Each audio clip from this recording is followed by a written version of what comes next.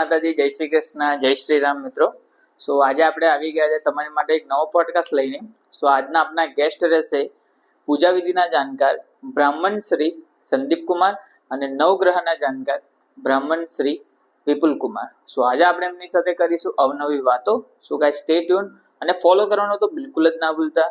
જય માતાજી, જય શ્રી કૃષ્ણ, જય શ્રી રામ.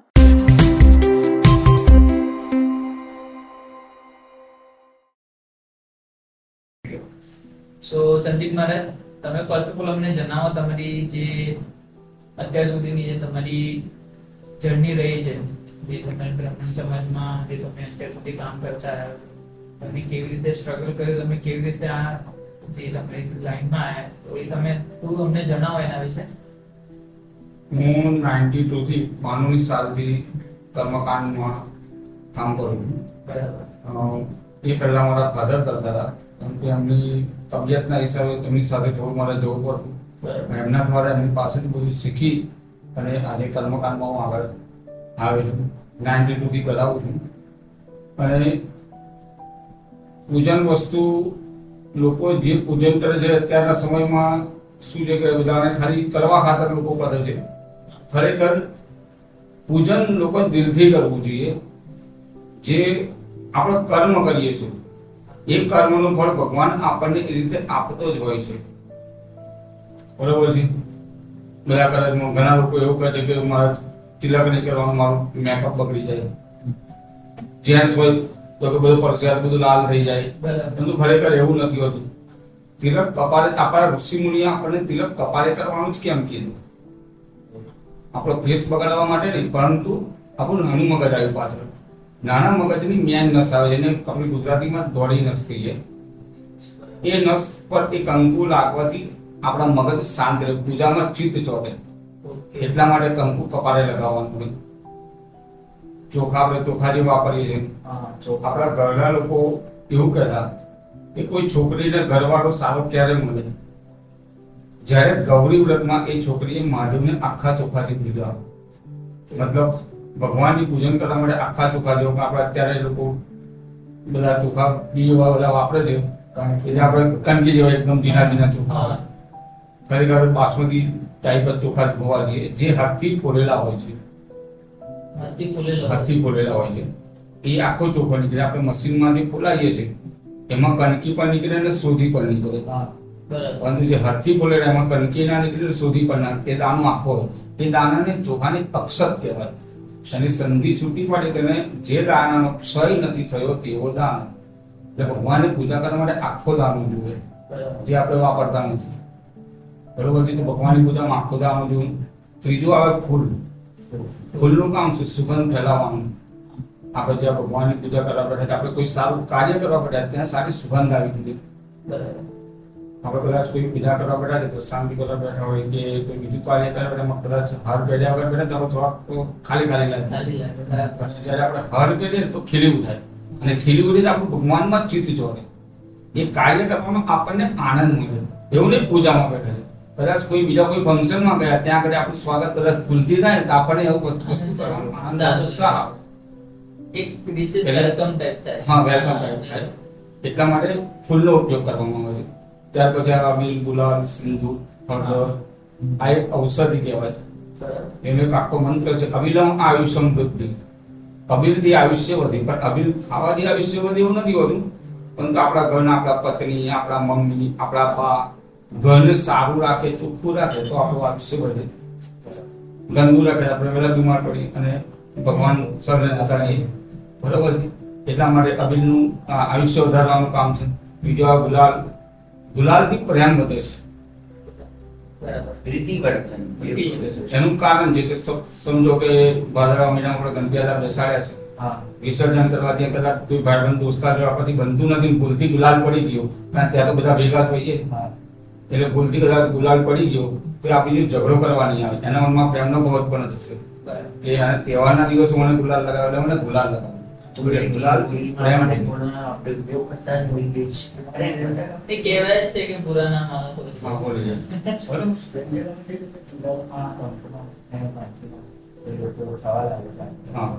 એમાં એક બીજી બી વસ્તુ છે હળદર જે છે આપણે યુઝ કરીએ તો કયા ટાઈમે યુઝ કરાવે તો હું એ જ કહું છું તમને કે ત્રીજું આવે અબીલ ગુલાલ પછી સિંદૂર. તો સિંદૂરનું કામ શું છે? પહેલા હનુમાનજી દાદાને સિંદૂર કેમ ચડતું થયું એક વસ્તુ પહેલી સમજવા જેવી છે. એક વખત સીતા માતા સેથીમાં સિંદૂર બોલી રહ્યા હતા, ત્યાં હનુમાન દાદા આવી ચડે. હનુમાન દાદાએ જોયું કે સીતા માતા સેથીમાં સિંદૂર પૂછે, એટલે હું પૂછું કે સિંદૂર કેમ પૂરે છે? એટલે હનુમાન દાદાએ માતાજીને સવાલ કર્યો, માતાજી તમારા સેથીમાં સિંદૂર કેમ પૂર્યું? તો સીતા માતા કહે છે કે મારા સ્વામી એટલે રામના આયુષ્ય માટે, મતલબ પતિના લાંબા આયુષ્ય માટે સેથીમાં સિંદૂર પૂર્યા છે. તો હનુમાન દાદા માટે તો રામ પતિ પણ હતા, બધો સંબંધ માતા પિતા ભાઈ બહેન બધો જ સંબંધ નામ જોડે હતો. તો એમણે એવું વિચાર કર્યો કે રામ તો મારા પણ સ્વામી છે, જો મારા આખા શરીરે સિંદૂર લગાવી દઉં તો મારા સ્વામીનું આયુષ્ય કેટલું વધે. એટલે હનુમાન દાદા એટલે સિંદૂર ચડતું થયું અને સેથીમાં સિંદૂર એટલે પુરાતું થયું કે પતિના લાંબો આયુષ્ય વધે. પરંતુ અત્યારની લેડીઝ બધું મેચિંગ કરવામાં એ બધું આપણું જે ખરેખર સંસ્કૃતિ એ સંસ્કૃતિ બધી ભૂલી ગઈ છે. અને ચોથી આવે સિંદૂર કેસરી કલર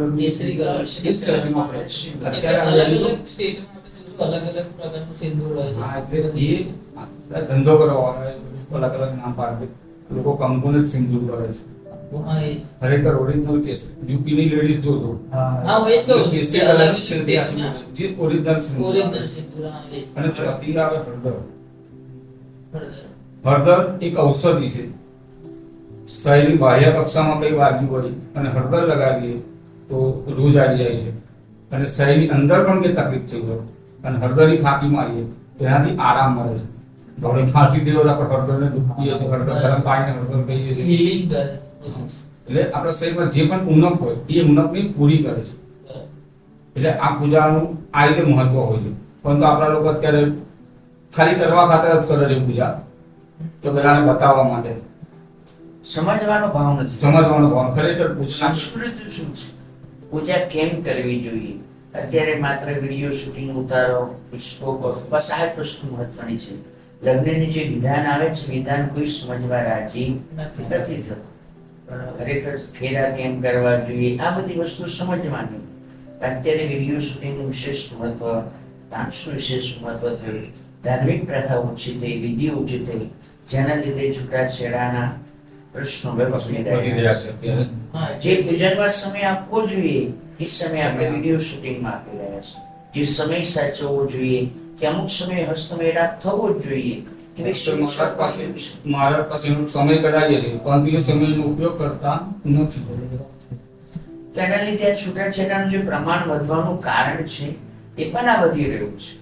એટલે એનું છૂટાછેડા વધવાનું જે તમે કારણ કહો છો એ આની સાથે આપણે રિલેટ કરી શકીએ કે લગ્નના ટાઈમે પ્રોપર ટાઈમે જે વસ્તુ થવી જોઈએ ના થવી. હોઈ શકે નહીં રિલેટેડ નહીં. આ જ વસ્તુ થઈ રહી છે. મુખ્ય કારણ એનું આ છે. હવે શુભ ચોઘડિયામાં આપણે લગ્ન લીધા હોય, આપણે ડિસ્કો કરતા આવીએ, સમય હોય ને એની કાર ચોઘડિયું ચાલતો. કાર ચોઘડિયું એટલે સુધી ખરાબમાં ખરાબ ચોઘડિયું છે. તમારો કાર્ડ ત્યાં આવીને બેઠેલો છે અને એ સમય દરમિયાન તમે હસ્તમેળાપ કરો દીકરા દીકરીના, તો પછી તમારી છૂટા થવાની પૂરેપૂરી શક્યતા એમાં વધી જાય છે ને વધી જ જાય છે. બીજું બધું જે થાય એ તો ખાલી નિમિત્ત જ હોય છે. નિમિત્ત જ હોય છે. સમય સાચવવો બહુ જ મહત્વમાં રહેતો હોય છે. અને આજની જનરેશન માત્ર ડિસ્કામાં એના વિડીયો શૂટિંગમાં એટલો સમય આપી દે છે કે જે ધાર્મિક વિધિનું મહત્વ આપણે ભૂલી ગયા છીએ. અને માત્ર બેસેલી મહારાજને એક જ પ્રશ્ન છે, કેટલો સમય લાગશે. જ્યારે વરરાજા મહિનામાં તો 2 થી 3 કલાક લગાડે છે, પરંતુ લગ્ન કરવા બેસે તો પછી કે મારા જલ્દી કરો આ જ વસ્તુ થતી હોય.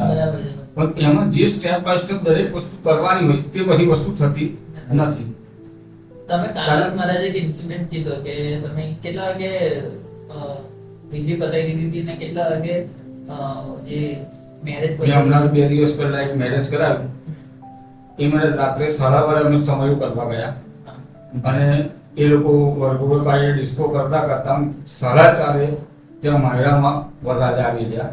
મતલબ 4 કલાક પછી, જેમાં હસ્તમેળાપનો સમય તો નીકળી જ ગયો પણ આખા મેરેજનો સમય પણ નીકળી ગયો. ત્યાર પછી વરરાજા આવ્યા, ત્યાર પછી 1 કલાક ઉપર ફોટોગ્રાફરે વિડીયો બંનેનું કપલ ફોટો ના આ બધું કરવા માટે કલાક થઈ ગયો ફોટોશૂટ ને એમ તો કંઈ પ્રોબ્લેમ નથી. હવે સમય 12 વાગ્યાનો છે. એ જે સમય આપે છે એ સમય કરતા પહેલો મારું લગ્ન મને પતાવી દેવું પડે છે. અડધો કલાક પહેલા આવીને ફોટોશૂટ કરાવી લો, કોઈ તમને ના પાડવાનું. બરાબર. નવી પદ્ધતિ અપનાવી એ પણ યોગ્ય છે જ. પણ પણ આપણે આપણે સમય સેટ કરી અને પછી એનો ઉપયોગ કરીએ તો આપણા માટે વધારે સારું છે. બરાબર. જેથી ભારતીય સંસ્કૃતિમાં જળવાઈ રહે અને તમારા મનની ઈચ્છા પણ પૂરી થાય. જે તમને મેરેજ શું આપણે કરીશું? જે મેરેજ કરતા પહેલા મારા ફાધરે મારા દાદાને જે સમય મિનિમમ 3-3.5 કલાક નહીં કરતા મિનિમમ, મિનિમમ એની જગ્યાએ અમારે મેં અત્યારે જે મેરેજ કર્યો 50 મિનિટમાં ટોટલ પૂર્ણ મેરેજ કરી દીધું. જે 1 કલાક બી સમય મેં નથી લીધો, કારણ મારી આખી નાઈટ એમાં બગડી ગઈ. રાત્રે 10 વાગે ત્યાં ગયો તો બીજે દિવસે મતલબ સવારમાં 6:30 ત્યાંથી નોકરી થયો. 4:30 એ લોકો આવ્યા, 1 કલાક ફોટોગ્રાફી થયું, 5:30 પછી મારું પૂજન ચાલુ થયું અને 5:06:20 મારે ટોટલ લગ્ન મારું ફિનિશ કર્યું. મંડપ બધાને લગ્ન ફિનિશ કરવું પડ્યું. ત્યાં દરેક માણસની લિમિટ હોય, એ લિમિટ પર તમે જાઓ તો પછી એ કાર્ય યોગ્ય ના કરાય. બરાબર.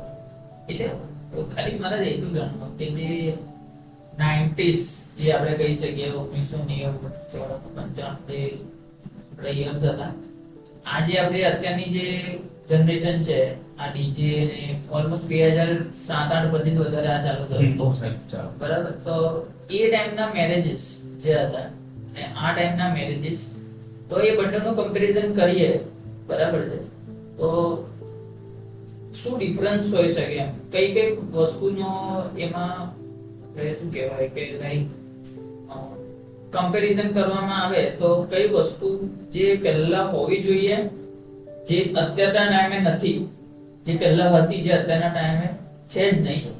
ધારો કે આપણે માની લઈએ કે સમજવું, આજની જનરેશન પેઢી સમજતી જ નથી, તરત જ છૂટાછેડા બ્રેકઅપ આ તે બધું ચાલી જ રહ્યું છે નવા જનરેશન પ્રમાણે. તો એના વિશે તમારું શું કહેવું છે? મુખ્ય વસ્તુ છે કે આપણો જ્યારે સંસ્કાર થાય છે, લગ્ન સંસ્કાર, તે વખતે આપણી દીકરીને અને રાજાને સપ્તપદી સમજાવવા આવે. કાર્યેષુ મંત્રી કર્મેષુ દાસી ભોજેષુ માતા શયનેષુ રૂપા. દીકરી તારે કેવી રીતે રહેવાનું કે છે? તો એક મંત્રી જેવી રીતે રાજાને પોતાના કાર્યમાં મદદ કરે એ પ્રમાણે તારે તારા પતિને મદદ કરવાનું. બરાબર. જેવી રીતે એક દાસી સેવા કરે એવી રીતે તારે તારા પરિવારની સેવા કરવાની. ભોજન જમાડવા માટે પોતાની જાતને અન્નપૂર્ણાનું સ્વરૂપ સમજવાનું. આજની દીકરીઓ પૂર્ણતાને શું સમજે છે? વહેતરા. પોતાના શબ્દો શા માટે વાપરે છે? ઘરનો કચરો સાફ કરવો કોણ કરે? નોકરાની. તમે નોકરાની નથી, તમે ભોજન જમાડો છો, અન્નપૂર્ણા છો. તમે ઘરનો કચરો વાળીને ઘરને ચોખ્ખું રાખો છો, તે ગૃહલક્ષ્મી છો. અને જે લક્ષ્મી તમારા ઘરને સુખી રાખશે તો પછી બાહ્ય લક્ષ્મીને આપણા ઘરે આવતા વાર લાગે? લક્ષ્મીજી ટકતા નથી, મોટો પ્રશ્ન આજ કેમ નથી ટકતા? આપણા ઘરના ક્લેશ, કંકાસ અને ઝઘડા. જ્યાં પ્રેમ નથી ત્યાં તમને રહેવાનું પસંદ આવશે, તમને ગમશે. આજની બહેનોને એમ થાય છે ના કરતા તો હું ઘર છોડીને જતી રહું તો સારું. એટલે એ તો option પહેલું આવી જાય છે. બરાબર. પહેલાની બહેનો એવી હતી કે પરણીને જાય ને એ તરત એ ઘર સાસરું એ એનું પોતાનું ઘર હતું. અને અત્યારે આ તો મતલબ મિસ્ટરનું જેવી સમજો કે મહેશ નામ છે તો આ મહેશનું ઘર છે, એટલે તારા પતિનું ઘર છે એ તારું ઘર ના કહેવાય? કે ના, આ તો મહેશનું ઘર છે, હું એ ઘરનું કામ ના કરું. આ મહેશના મમ્મી પપ્પા, હું એનું કામ ના કરું. તો તારા મમ્મી પપ્પાને પેલો જે જમાઈ છે એ તારા મમ્મી પપ્પા સમજે છે, તો તારાથી તારા સાસુ સસરાના મમ્મી પપ્પા કેમ નથી સમજાતા? એક્સેપ્ટ નથી કરી એ શકતા. એક્સેપ્ટ નથી કરતા, એટલે બધો પ્રોબ્લેમ ક્રિએટ થાય છે. જે પહેલાના મેરેજમાં એ વસ્તુ બ્રાહ્મણ એને સમજાવતા, એ પતિને બંને સમજાવ. એ જે મેરેજ થતા તે વખતે લક્ષ્મી ને નારાયણનું પૂજન કરાતું, અને એ લોકો જે રીતે લક્ષ્મી નારાયણ છે એ રીતે એ બેને આખી લગ્ન સિસ્ટમ સમજાવતા કે તમારે ખરેખર જીવનમાં કેવી રીતે જીવવું જોઈએ, કેવી રીતે કરવું જોઈએ, જે આજના યુગમાં એ વસ્તુ નથી. એટલે એ જ આપણે કમ્પેરિઝન કરી શકીએ કે જે અત્યારે 90% બ્રાહ્મણો પણ નથી સમજાવતા સપ્તપદી, કારણ એમની પાસે સમય જ નથી હોતો. આગળ બધો સમય યજમાન બધું બગાડી નાખ્યો હોય છે. વિડીયો અને ડાન્સમાં સમય આપી દે છે. અને જે મુખ્ય વિધિ લગ્નની છે આપણે સમજ મહારાજજીને ચાલે છે 5 વાગે આપણે ખાલી કરવાનું છે મહારાજ. ફટાફટ 7:30 લગ્ન પૂરું થાય એવું કરી લેજો. મેં જાતે ઘણા વર્ષો થઈ ગયા એક પ્રસંગ છે એવો કે પટેલને હું મેરેજ કરાવવા ગયો હતો. મેરેજમાં એવું હતું કે એ પટેલનું એક જ દિવસનું મેરેજ, સવારનું જ મેરેજ. એમાં સવારે ગણપતિ કરવાનું, પ્રસાદી કરવાનું અને 12 વાગ્યા પહેલા વાડી હોંકી દેવાની હતી. 12 થી 12:30 મોડા મતલબ વાડી એને પહેલા પોરમાં જ એને આપી દેવાની હતી. તો મને એને કહ્યું મારે સવારે 5:30 મારા ઘરે તમારે આવી જવાનું, મારે કોઈની જરૂર છે નહીં, આવીને તમે તૈયારી કરો. 6:10 તમારે ગણપતિ પૂજા ચાલુ કરવાની, 6:30 પૂરી કરી દેવાની. 15 મિનિટો પછીનો સમય આપો કે આ 15 મિનિટમાં થાંભલીને એ જે કે બીજું રેગ્યુલર જે આપણે કરવાનું છે એ બધું કરવાનું. એટલે 6:45 થઈ ગયા. ત્યાર પછી આપણે ચાવા નાસ્તો કરી લઈશું. 8 વાગે ગ્રસાંતિ ચાલુ કરવાની, 8:45 ગ્રસાંતિ પૂરી કરવાની. 10 વાગે મારી જાન આવશે. જાન આવે એટલે કશું જ નહીં, સીધું એમને હમયું કરવાનું. સમાયું કરી અને એક બાજુ મેરેજ કરવા બેસે અને એક બાજુ જમણવાર ચાલે. મારે 11:30 મારું લગ્ન પૂરું થઈ જવું જોઈએ. એટલે કદાચ એમાં બી થોડું લેટ થાય તો 12 વાગે મારે 12 થી 12:30 વાડી પાછી મૂકવાની છે. એ સમયમાં જો લગ્ન કરવાનું હોય તો શું મુહૂર્ત જોવાય કે શું દીકરા દીકરીને આપણે સમજાવી શકીએ.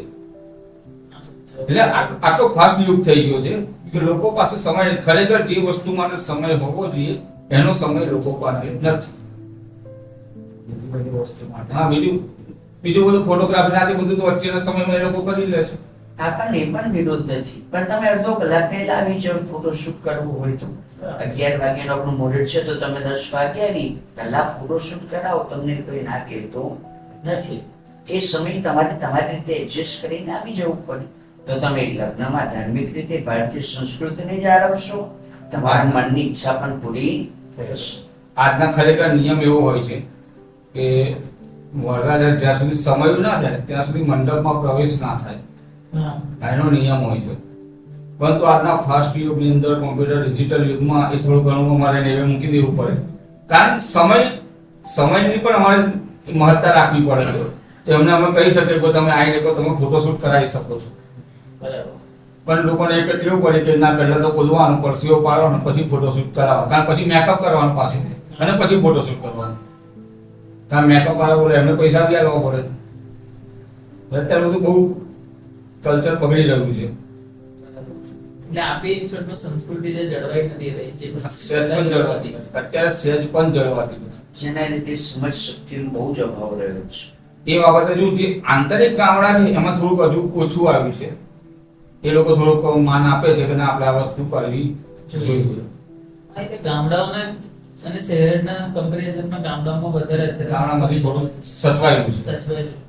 દીકરીને સમજણ પાડવી એ પંડિત અને મામા બંનેની ફરજ છે. અને આ સાથે બેસીને જ્યારે લગ્ન પીડાની વિધિ થાય, આનંદ આવે અને દીકરીને સમજણ પડે, દીકરાને સમજણ પડે તો એનું જીવન એકદમ સુંદર રીતે વ્યતીત થતું હોય છે.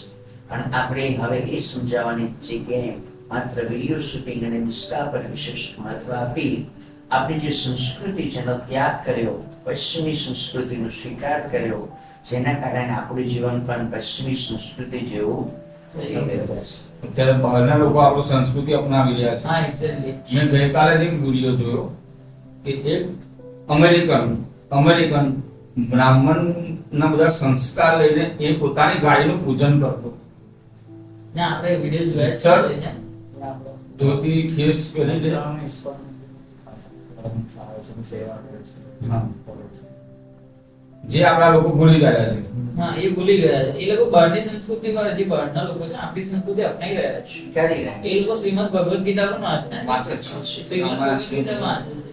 અને એ લોકો એવું નહીં કે એ લોકોની જે કલ્ચર છે એમને ભૂલી ગયા છે, એ પણ કરે છે, પણ સાથે સાથે આ પણ કરે છે. અને એ જ ઉદ્દેશ્ય છે કે સમન્વય રાખો, ભૂલી ન જાઓ. તમને તમારી રીતે અપનાવી છે એ પણ અપનાવો, અને સાથે સાથે આપણી જે સંસ્કૃતિ છે એ પણ જળવાઈ રહેવી જોઈએ, એનું મહત્વ ટકી રહેવું જોઈએ. આજે 5000 વર્ષની સંસ્કૃતિ અત્યાર સુધી જળવાઈ રહી છે, તેમાં કઈ તો શક્તિ છે ત્યારે હોય તો જ નહીં. બાકી આજે 2-5 વર્ષ કરીને માણસ ભૂલી જાય છે. 5000 વર્ષ પછી પણ આજે લોકો રામને યાદ કરે છે તો રામ કંઈક પરમ તત્વ છે તો એને યાદ કરે. બાકી આપણે તો કેટલાય આવ્યા ને કેટલાય આપણાથી આપણે ત્રીજી પેઢી યાદ નથી હોતી. નથી યાર actually. તો આ સનાતન ધર્મની એક સૌથી મોટી એમના તાકાત father યાદ હોય, પણ એમના wife યાદ નથી હોતી. આપણા દાદી નામ આપણને નથી ખબર હોતી ઘણા લોકો.